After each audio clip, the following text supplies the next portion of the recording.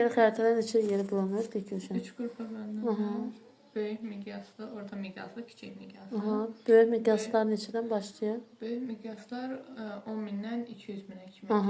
Bəli. Orta miqyaslar 200 mindən 1 milyona 1 dək. milyona kimidir. Kiçik miqyaslar da 1 milyondan Daha kiçik olanlar. Bəli. Böyük miqyaslı deməli xəritələrə nə deyilir? topoqrafik. Bəli, ümumi-coğrafi topoqrafik xəritələr deyilir. Belə xəritələrdə işləmək nə olur? Dəqiq hesablama aparmaq asan olur, bəli. Çünki ölçüləri yaxın, tərqli məsafə ölçülərinə. Sonra deməli, ümumi-coğrafi xəritələr Onlar da yəni böyük miqyaslı xəritələrdir. Burada bitki örtüyüdür, sonra çaylardır, göllərdir. bəli, hərəsi rənglərlə eləmi təsvir edilir burada. Məsəl üçün burada dağları, sonra meşələr, dağlardır, düzənliklər, onlar nə rəngdə verilir? Göllər. Onlar Dağlar nə rəngdə verilir? Qəhvəyi də, hə. Dağların hündürlüyü çoxaldıqca tünd qəhvəyi olur. Dağların hündürlüyü çoxaldıqca qəhvəyi tündləşir, eləmi? Göllər mavi rəng. Bax görsən dağlar bax, qəhvəyi rəngdə.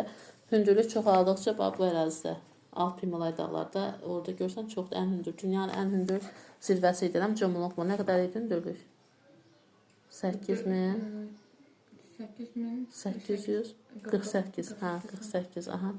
Deməli çoxaldıqca burada rənglər tündləşir, bəli. Ovalıqlar nə rəngdə verilir dedik? Ovalıqlar da açıq. Bəli, açıq rəng, yaşıl rəngdə, eləmi? Göldür, çayda bunlar da mavi rəngdə, su səthləri mavi rəngdə verilir. Sonra keçirik tematik. Tematik nə idi? Tematik xəritələr. Tematik xəritələrdə hər hansı bir hadisəni Bir mövzu üzrə, eləmi?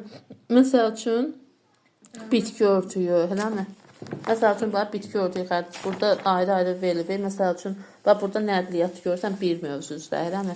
Sonra burada iqtisadi rayonlaşmadır. Ola bilər var məsəl üçün sənaye, eləmi? Sənayedə kənd təsərrüfatı. Hər mövzu, ayrı-ayrı mövzular üzrə olan xəritələr nədir?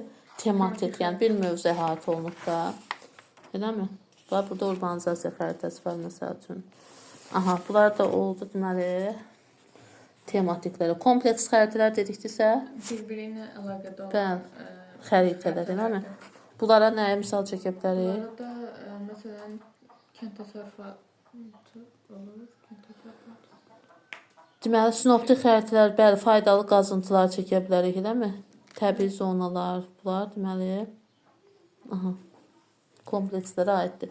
Xəritələrdə də məsafələrin və sahələrin hesablanması.